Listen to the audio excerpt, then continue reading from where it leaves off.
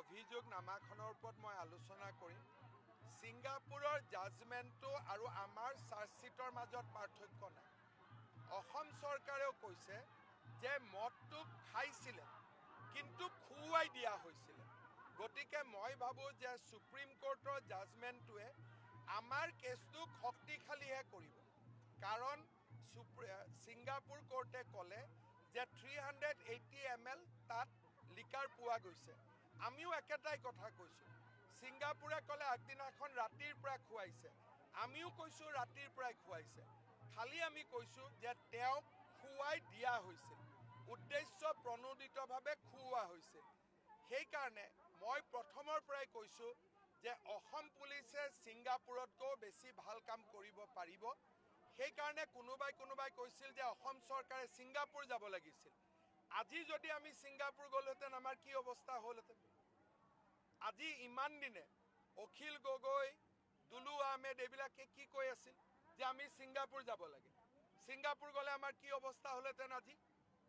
সেইকাৰণে আমি ৰাইট কাম যে কৰি আছিলোঁ, আজিৰ জাজমেণ্টটোৱে তাক প্ৰমাণ কৰিছে। আৰু আমাৰ কথাৰ লগত তাৰ একো পাৰ্থক্য নাই। তেওঁলোকেও কৈছে ৰাতিৰ পৰাই মদ খুওৱা হৈছিল। আমিও কৈছোঁ যে অমৃত প্ৰভাই ৰাতিৰ পৰাই তেওঁক এটা ষড়যন্ত্ৰৰ আধাৰত মদ খুৱাইছিল। গতিকে আজি অন্ততঃ অসমৰ মানুহে বুজি পাব যে আমি যিমান চিনচিয়াৰলি কাম কৰিছোঁ ৰাজনীতিৰ পৰা দূৰত থাকি, ছিংগাপুৰত গ'লে সেই কেতিয়াও আমি নাপালোহেঁতেন। কিন্তু কিমান আমাক গালি পৰা হৈছিল, ছিংগাপুৰ কিয় যোৱা নাই, ছিংগাপুৰত কিয় যোৱা নাই। আমি জানিছিলোঁ যে বেংক একাউণ্ট ইয়াত, ষড়যন্ত্ৰ অসমত হৈছে, তাতে গৈ আমি কি কৰিম? আৰু আজি ছিংগাপুৰৰ জাজমেণ্টটোৱে প্ৰমাণ কৰিছে যে আমি ছিংগাপুৰত নোযোৱাটো কিমান ভাল হয়।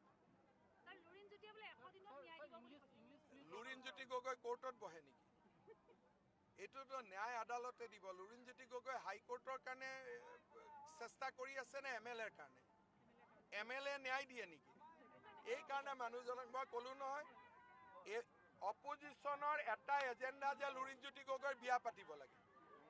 গতিকে আমি শুভেচ্ছা দিছোঁ যে লুৰিণজ্যোতি গগৈৰ যাতে সোনকালে বিয়াখন